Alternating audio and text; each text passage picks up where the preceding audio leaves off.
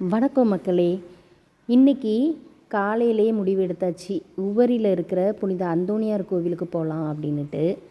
அதனால் காலையிலே என்ன பண்ணேன்னா கேப்பையில் காடி, கூழ்னு சொல்லலாம், காடின்னு சொல்லலாம். அதை அங்கே ஃபுட் எப்படி கிடைக்கும் என்னன்றது கரெக்டாக தெரியலை. அங்கே ரொம்ப ரொம்ப ஹோட்டல்ஸ்லாம் கிடையாது. அதனால் இங்கேருந்தே காடி கொண்டு போகலாம் அப்படின்னு சொல்லிட்டு 4 பேருக்கு, எனக்கு என் ஹஸ்பண்டுக்கு ஜெய் சாஃபி 4 பேருக்குமே கொஞ்சம் அதிகமாகவே போட்டு ஒரு சின்ன வாளியில் கொஞ்சம் தண்ணியில் உப்பு போட்டு அந்த காடி எல்லாம் போட்டு நல்லா கலக்கியாச்சு. அதில் கூடவே கொஞ்சம் தயிர், ஏன்னா நாங்கள் போன டைம் நல்ல வெயில். ஆக்சுவலாக நாங்கள் போனது போன வாரம் செவ்வாய்க்கிழமை, ஆனால் நான் இந்த வாரம் தான் வீடியோ அப்லோட் பண்ணுறேன். தயிரும் போட்டு நல்லா கலக்கியாச்சு. கலக்கிட்டு இதுக்கு தொட்டுக்கிறதுக்கு வீட்டில் நிறைய மாங்காய் இருந்துச்சு. சரி, அந்த மாங்காவை வேஸ்ட் பண்ண வேண்டாம் அப்படின்ட்டு காலையிலேயே ஊறுகான்ற பேரில் ஊறுகாய் மாதிரி ஒன்று பண்ணியிருந்தேன். மாங்காய் ஊறுகாய் மாதிரியே பண்ணியாச்சு. அதையும் எடுத்து ஒரு டிஃபன் பாக்ஸில் பேக் பண்ணிவிட்டு ஒரு பிளாஸ்டிக் கவரில் தான் வச்சுருந்தேன். ஏன்னா காரில் போகும்போது கொட்டிடக்கூடாதுன்னுட்டு. அங்கே போய் கப்பில் குடிச்சிட்டு அப்படியே கப்பை தூர போட்டுடலாம் அப்படின்ட்டு ஒரு கப்பும் கொஞ்சம் எடுத்து வச்சுக்கிட்டேன். எல்லாம் பேக் பண்ணி கிளம்பியாச்சு. இப்போ கோவிலுக்கு போகிற வழியிலையே பார்க்குறதுக்கு ரொம்ப அழகாக இருந்துச்சு. நிறைய பனை மரங்கள், அப்புறம் நிறைய தென்னை மரங்கள், அதுக்கப்புறம் ஒடை மரம்னு சொல்லுவோம்ல, முள் மரம், அதெல்லாம் நிறைய இருந்துச்சு. அப்புறம் அங்கங்கே ஷெட்டு போட்டு நிறைய இந்த பைனி கருப்பட்டிலாம் விற்றுட்ருந்தாங்க. நம்ம காலையில் கொஞ்சம் லேட்டாக தான், ஒரு 11:30க்கு தான் இங்கேருந்து கிளம்புனோம். அதனால் வரும்போது நம்ம குடிச்சிக்கலாம், முதல்ல கோயிலுக்கு போயிட்டு வருவோம் அப்படின்னு சொல்லிட்டு நாங்கள் கிளம்பி போயிட்டே இருந்தோம். போகிற வழியெல்லாம் ரொம்ப அழகாக இருந்துச்சு, இயற்கை காட்சியோடு போயிட்டுருந்தோம். நீங்களும் பாருங்கள். எங்கே பார்த்தாலும் பனை மரங்கள் தான். மண்ணெல்லாம் அப்படி ரெட் கலரில் இருந்துச்சு, ரொம்ப அழகாக இருந்தது.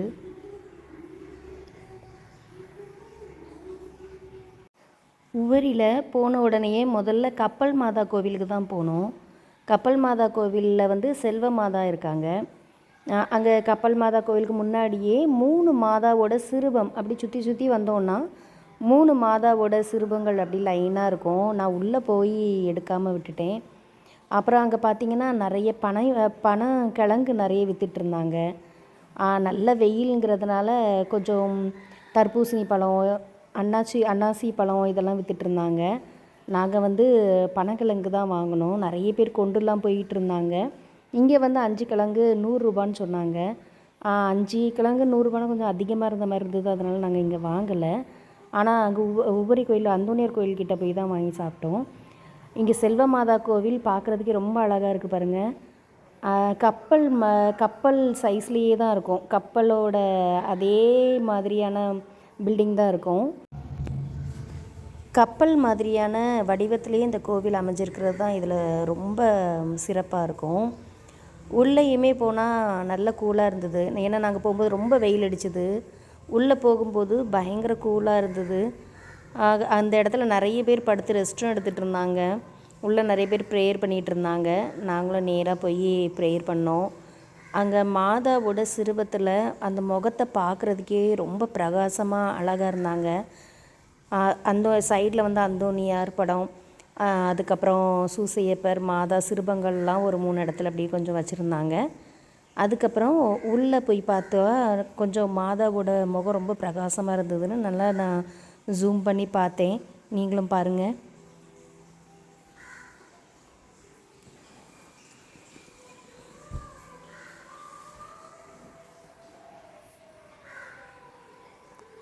செல்வ மாதா, இவங்களோட பேர் செல்வ மாதா.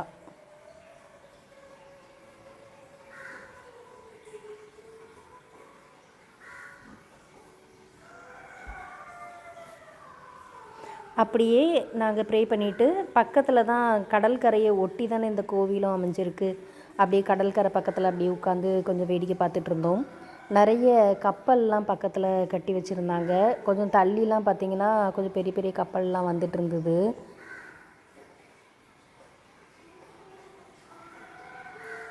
நல்லா காற்று, பயங்கரமாக காற்று அடிச்சிட்டு இருந்துச்சு. கடற்கரை பக்கத்தில்னாலே சொல்லவே வேண்டாம், நல்லா காற்று அடிச்சிட்டு இருந்துச்சு. அந்த வெயிலுக்கு ரொம்ப இதமாக இருந்துச்சு. அப்படியே கொஞ்சம் நேரம் அங்கேயே உட்காந்துட்டு அதுக்கப்புறமாட்டு நாங்கள் அப்படியே மெயின் கோவில் புனித அந்தோணியார் கோயிலுக்கு போகலாம் அப்படின்ட்டு அப்புறம் வந்துட்டுருந்தோம். வர்ற வழியிலலாம் பார்த்திங்கன்னா நிறைய பனங்கிழங்கு தான் நிறைய விற்றுட்டே இருந்தாங்க. நிறைய இடத்துல என்ன பண்ணுவாங்கன்னா கடற்கரை ஒட்டியே நிறைய வீடுகள் இருக்கும். அதுக்கு முன்னாடியே பனங்கிழங்கு வந்து நட்டு வச்சுருப்பாங்க. அந்த பனங்காய் இருக்குல்ல, அதோட கொட்டை அதை வந்து பதிச்சு வச்சுருப்பாங்க. அதுலேருந்து தானே முளைச்சி வரும். அதெல்லாம் நிறைய போட்டிருப்பாங்க. அதையும் நான் காட்டுறேன்.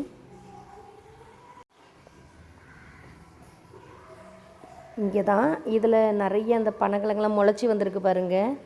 இந்த மாதிரி நிறைய இடத்துல போட்டிருப்பாங்க. இந்த டைம் நான் கொஞ்சம் தான் பார்த்துருக்கேன். ஆனால் முன்னாடிலாம் போகும்போது பார்த்திங்கன்னா நிறைய லைனாக போட்டுகிட்டே இருந்திருப்பாங்க. இது நான் இந்த ஒரு இடம் மட்டும்தான் எனக்கு வீடியோ எடுக்க முடிஞ்சுது. இதில் தான் பனங்கிழங்கு வரும். நாங்கள் வந்து இங்கே தான் காரு நிறுத்திட்டு நேராக அந்தோனியார் கோயில் போகலாம் அப்படின்னு சொல்லிட்டு நடந்து போயிட்டுருந்தோம். கடற்கரை பக்கத்துலேயே நிறைய பேர் நாங்கள் போனது செவ்வாய்க்கிழமைங்கிறதுனால நல்ல கூட்டம் இருந்துச்சு. அங்கங்கே பந்தல்லாம் போட்டிருந்தாங்க நிழலுக்காக. அங்கெல்லாம் கொஞ்சம் பக்தர்கள் நிறைய பேர் உட்காந்துருந்தாங்க. நாங்கள் போகும்போது நல்லா பூசை நடந்துட்டு இருந்துச்சு திருப்பலி. ஒரு 3/4 கிட்ட ஆகிடுச்சு. அதனால் உள்ளே போகலை. சரி, பாதியில் போகிறது எனக்கு கொஞ்சம் திருப்தியாக இருக்காது. வெளியேயே அந்தோனியார் சிறுபம்லாம் வச்சுருந்தாங்க. அங்கேருந்தே நிறைய பேர் ப்ரே பண்ணிகிட்டு இருந்தாங்க. இந்த ஷெட்டில் தான் நிறைய பேர் உட்காந்துருந்தாங்க. இங்கே படிக்கட்டில் அங்கே படிக்கட்டு இருக்குது. அதுலேருந்து நிறைய பேர் குளிச்சுட்டும் இருந்தாங்க. பனங்கிழங்கு பார்த்திங்களா, இந்த மாதிரி தான் பாட்டி மாதிரி நிறைய பேர் விற்றுட்ருப்பாங்க. இங்கே வந்து 5 கிழங்கு 50 ரூபான்னு கொடுத்தாங்க. நாங்கள் அதில் தான் வாங்கினோம். டேஸ்ட் வைஸ் ரொம்ப நல்லா இருந்துச்சு.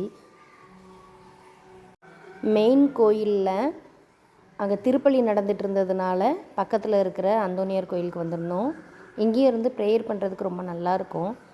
அந்தோனியார் கோயிலில் உட்காந்து நிறைய பேர் ப்ரேயர் பண்ணிகிட்டே இருந்தாங்க. அங்கங்கே படுத்திருந்தாங்க. உட்கார்றதுக்கும் அங்கே கொஞ்சம் நல்லாயிருக்கும். பீடத்தில் பார்த்திங்கன்னா சுற்றி நிறைய புனிதர்களோட சுரூபங்கள்லாம் வச்சுருந்தாங்க. புனித சவேரியார், ஜார்ச்சியார், செபஸ்தியார் சிறுபம், அந்த மாதிரி நிறைய சிறுபங்கள்லாம் வச்சுருந்தாங்க. நான் இந்த மாதிரிலாம் கோவில் உள்ளே இருந்து கொஞ்சம் நிறைய பேர் இருக்கும்போது ப்ரே பண்ணிகிட்டு இருக்கும்போது வீடியோ எடுக்க ரொம்ப நான் யோசிப்பேன். இதுதான் நான் ஃபர்ஸ்ட் டைம் நல்லா இப்படி ஒரு கூட்டத்திலேருந்து வீடியோ எடுக்கிறது. நான் நிறைய மிஸ்டேக்ஸ் பண்ணியிருப்பேன் வீடியோவில், ஃபுல் வீடியோ போடுறதில்.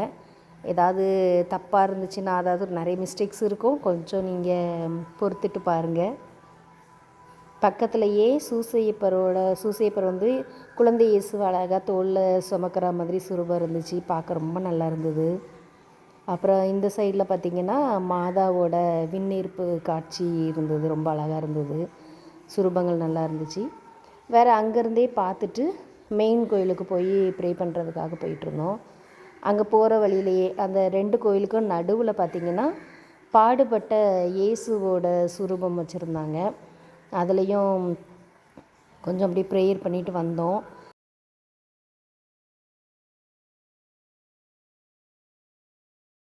அப்படியே மெயின் கோயிலுக்கும் வந்தாச்சு. கோவில் உள்ளே வந்த உடனே நான் ரொம்பலாம் வீடியோ எடுக்கலை. பீடத்தில் லைட்டாக கொஞ்சம் தள்ளி இருந்து தான் எடுத்தேன். எனக்கு முன்னே போய் எடுக்கிறது கொஞ்சம் ஒரு மாதிரி இருந்தது. நான் நெக்ஸ்ட் டைம் கொஞ்சம் நல்லாவே எடுத்து போடுறேன்.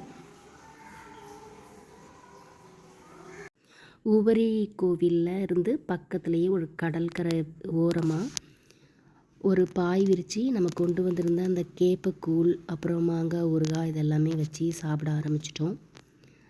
இங்கே இந்த கடற்கரை பக்கமாக இருந்து சாப்பிட்றதுக்கு அனுபவம் ரொம்ப நல்லா இருந்தது. சாஃபி தான் எல்லாருக்குமே பரிமாறிட்டு இருந்தா. நான் எதுக்காக இந்த கப்பு வந்து கொண்டு வந்திருந்தேன்னா, இந்த கப்பில் குடிச்சிட்டு, இது ஏன்னா காடி தானே, குடிக்கிறதுக்கு ஈஸியாக இருக்கும். குடிச்சிட்டு அதுக்கப்புறம் அங்கேயே பக்கத்தில் ஏதாவது டஸ்ட்பினில் போட்டுடலாம் அப்படின்ட்டு தான் இதில் எடுத்துகிட்டு வந்துருந்தது. சாஃபி வந்து ரொம்ப ஆர்வமாக எல்லாருக்குமே ஆசையாக பரிமாறிட்டு இருந்தா.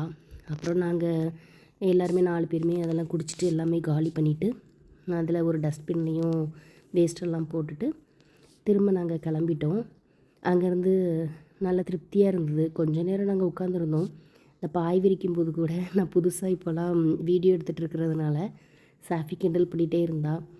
பாயை விரிப்பது எப்படி, அப்படி தானம்மா நீங்கள் போட போகிறீங்க அப்படின்னு சொல்லிட்டு கிண்டல் பண்ணிகிட்டே இருந்தா.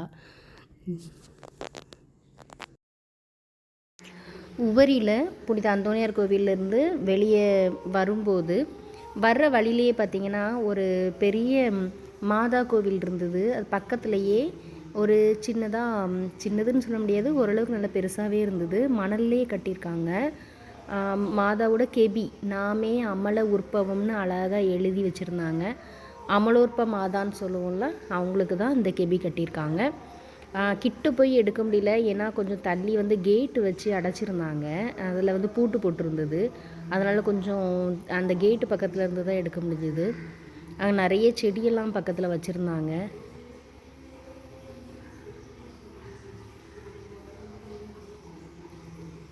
உள்ளே வந்து கொஞ்சம் நல்லா வெயில் அடிச்சிட்டு இருந்தது. உள்ளே கொஞ்சம் அந்த பீடம் இருக்குல்ல, பீடத்தில் கொஞ்சம் இருட்டாக தான் தெரிஞ்சுது. அங்கே வந்து நற்கருணை வச்சுருக்காங்க. வேறு மாதாவோட சிறுபம் ஒன்று இருக்குது. மேலே வந்து அமலோற்ப மாதா சிறுபம் இருக்குது. பக்கத்தில் இந்த மாதிரி ஒன்று கட்டியும் வச்சுருக்காங்க, மாதா சிறுபம் வச்சு. அதுக்கப்புறம் நாங்கள் இங்கேருந்து அப்படியே கிளம்பிட்டோம். பார்த்துட்டு அப்படியே ப்ரே பண்ணிட்டு வந்தோம். மணல்லாம் ரொம்ப நல்லா பட்டு போல் இருந்துச்சு. ரொம்ப நீட்டாக இருந்தது அந்த இடமே பார்க்குறதுக்கு. பக்கத்தில் பார்த்திங்களா பெரிய மாதா கோவிலும் இருக்குது. திரும்ப நாங்கள் வீட்டுக்கு அப்படியே கிளம்பிட்டோம். அதே மாதிரி இயற்கை காட்சியெல்லாம் பார்த்துட்டே வந்தோம். அதுக்கப்புறம் வரும்போது பைனி குடிக்கலாம் அப்படின்னு சொல்லிட்டு அங்கே நிறைய ஷெட்டுலாம் போட்டிருந்ததுன்னு சொன்னேன்ல. போகும்போது அப்படி ஒரு இடத்துல போய் நாங்கள் நின்னோம். அங்கே நிறுத்தினா நல்ல பைனி, நல்ல ஒரு பைனியாக இருந்துச்சு. அங்கே காய்க்கிற இடமும் உள்ளே இருந்துச்சு, காய்ச்சிட்டு இருந்தாங்க நாங்கள் போகும்போது. அங்கே பைனி, கருப்பட்டி, அப்புறம் பனக்கற்கண்டு இது எல்லாமே விற்றுட்ருந்தாங்க. இந்த மாதிரி பாட்டிலெலாம் விற்றுட்ருந்தாங்க. நாங்கள் 1 கிளாஸுக்கு 2 கிளாஸ் கிட்ட குடித்தோம். நல்லா வயிறு ஃபுல்லாக ஃபில்லிங்காக இருந்தது. இது பனக்கற்கண்டு. அப்புறம் காய்க்கிற இடத்துலையே அங்கே காய்ச்சிட்டு இருந்தாங்கள்ல பைனியை, இது வந்து கூப்பைனின்னு சொல்லுவாங்க. இதை வந்து காய்ச்சிட்டு இதை தான் சிரட்டையில் வந்து எடுத்து ஊற்றி வைப்பாங்களாம். அதில் தான் கருப்பட்டியாக ஆகுமா. இந்த மாதிரி நல்ல முள்வெளி மாதிரிலாம் நிறைய இடத்துல அங்கங்கே இருந்தது. நான் சின்ன வயசில் பார்த்தது. இப்போல்லாம் பார்க்குறதே ரொம்ப ரேராக இருக்குது. அழகாக ஒரு குடிசை போட்டிருந்தாங்க, அதில் தான் இருக்காங்க. அங்கே ஒரு அம்மா ரெஸ்ட் எடுத்துகிட்டு இருந்தாங்க. அவங்க பொண்ணு வந்து படிச்சுட்டே இருக்கா. அப்படியே இந்த மாதிரி பைனியும் கிண்டி விட்டுட்டே இருக்கா, அடி பிடிக்காமல் இருக்கணும்னுட்டு. அப்பப்போ இப்படி கிண்டி விட்டுக்கிட்டே இருந்தா. எவ்வளோ பெரிய பாத்திரம் பாருங்கள். அதில் கரண்டி இருக்குல்ல, அதில் வந்து அந்த ஆப்பன்னு சொல்லுவாங்க அந்த கரண்டியை, சிரட்டை ஆப்பன்னு சொல்லிட்டு, அதை தான் போட்டு கிண்டி கிளறி விட்டுகிட்டே இருக்காங்க. பக்கத்துலேயே நல்ல பெரிய பனைமரம்லாம் இருந்துச்சு. கீழெல்லாம் நிறைய பார்த்திங்கன்னா பனங்காயாக இருந்தது. பனங்காயெலாம் நிறைய அங்கங்கே கீழே கிடந்துச்சு. அங்கேயுமே பனங்கிழங்குக்கு நட்டு வச்சுருந்தாங்க பாருங்கள். அப்புறம் பனங்காயெலாம் சாப்பிட்டுட்டு அங்கங்கே நொங்கெல்லாம் வெட்டிட்டு எல்லாமே போட்டிருந்தாங்க. இதெல்லாம் கடுக்கா அப்படிலாம் கிடந்துச்சு. அதெல்லாம் பார்த்துட்டு அப்படியே கிளம்பிட்டோங்க. அவ்வளோதான். இந்த வீடியோ உங்களுக்கு பிடிச்சிருந்ததுன்னா கண்டிப்பாக லைக் பண்ணுங்கள். உங்கள் ஃபேமிலி அண்ட் ஃப்ரெண்ட்ஸுக்கு ஷேர் பண்ணுங்கள். சப்ஸ்கிரைப் பண்ணி வச்சுக்கோங்க நம்ம சேனலை. நான் போக போக இன்னும் கொஞ்சம் நல்லாவே வீடியோ போடுறதுக்கு ட்ரை பண்ணுறேன் கண்டிப்பாக. தேங்க்யூ.